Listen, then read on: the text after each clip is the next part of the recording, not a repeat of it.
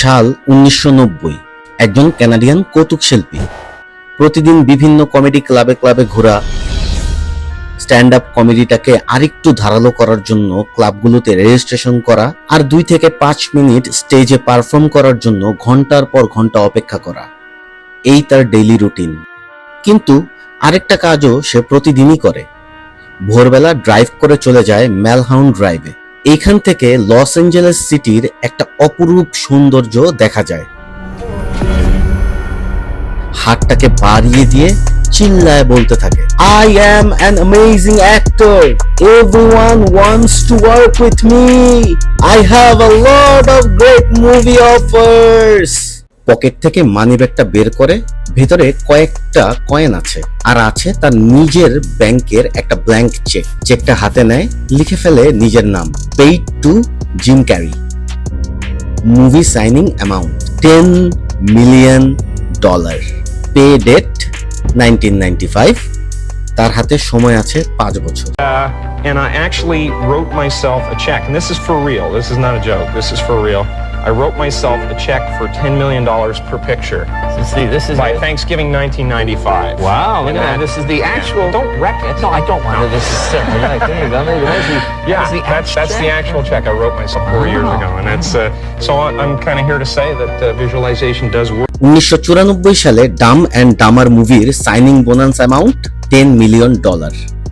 Manifestation এ এক আজব জিনিস।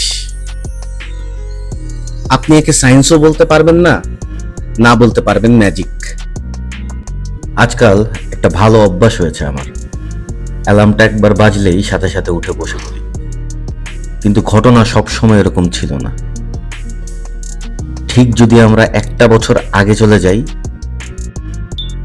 একবার মনে করেন অ্যালার্ম বাজতো, উঠে আবার এটা বন্ধ করে দিতাম। কতক্ষণ পর আবার অ্যালার্ম বাজতো, আবার উঠে বন্ধ করে দিতাম। তারপর আবার অ্যালার্ম বাজতো, আবার উঠে বন্ধ করে দিতাম। এই ছিল আমার রুটিন। ওই সময় অলরেডি আমার 3 মাস হয়ে গেছে যে আমি ডিসিশন নিচ্ছি আমি ভিডিও এডিট করে ইউটিউবে আপলোড করব। এই 3 মাসে আমি কোনো ভিডিও এডিট করি নাই। আমি ইউটিউবে বসে বসে টিউটোরিয়াল দেখি, কোন সফটওয়্যার আমার ইউজ করা দরকার, প্রিমিয়ার প্রো, ডাভিঞ্চি রিজলভ নাকি ক্যাপকাট। আর কাজের ফাঁকে আমি যখন কোনো একটা ফ্রি টাইম পাই, আমি ভিডিও এডিট করি না। আমি হয় কোনো টিভি সিরিজ খুঁজে বের করি, নাহলে কোনো অ্যানিমে দেখা শুরু করি, নাহলে কোনো মুভি দেখি। আমার আগে দেখা মুভি আমি রিওয়াচ করতেছি। IMDb টপ 250 মুভি বারবার দেখতেছি। তো ওই সময়ে একইভাবে আমি একটা সিরিজ দেখা শুরু করি। সিরিজটার নাম দ্য বেয়ার। এই লোক হচ্ছে এই সিরিজের মেন ক্যারেক্টার। ওর নাম হচ্ছে কার্নি। ও একটা 3 স্টার রেস্টুরেন্টের টপ শেফ।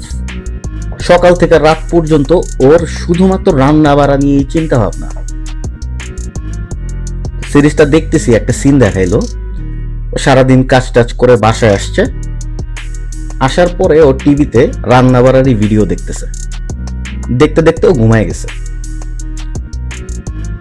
তো ঘুমায় সে স্বপ্নের ভিতরেও দেখতেছে সে একটা নতুন রেসিপি রান্না করতেছে, আর রেসিপিটা ভালো হইতেছে না।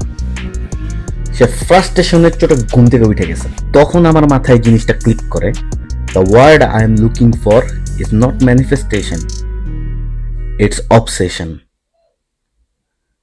আমাকে আমার কাজের প্রতি অবসেসড হতে হবে, নাহলে আমার পক্ষে সম্ভব না। এখন কোনো একটা জিনিস যদি আমি ম্যানিফেস্ট করতে চাই, এতটাই ওকে চাইতে হবে যেন ঘুমের মধ্যে, স্বপ্নের মধ্যেও চলে আসে। And truly speaking, this can be done intentionally. আপনি ইচ্ছা করে আপনার চারপাশের এনভায়রনমেন্ট এমন বানায় ফেলতে পারবেন যেটা আপনাকে অবসেসড হতে বাধ্য করবে।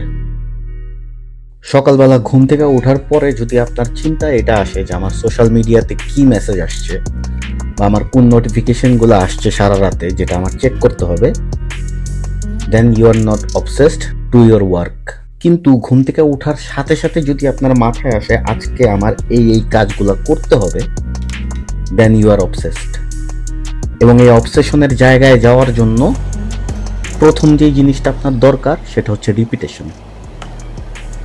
হয়তো আজকে আপনি অবসেসড না, কিন্তু সেম জিনিস আপনি যদি প্রতিদিন রিপিট করতেই থাকেন তাহলে একটা সময় আসবে যখন আপনি জিনিসটার প্রতি অবসেসড হয়ে যাবেন।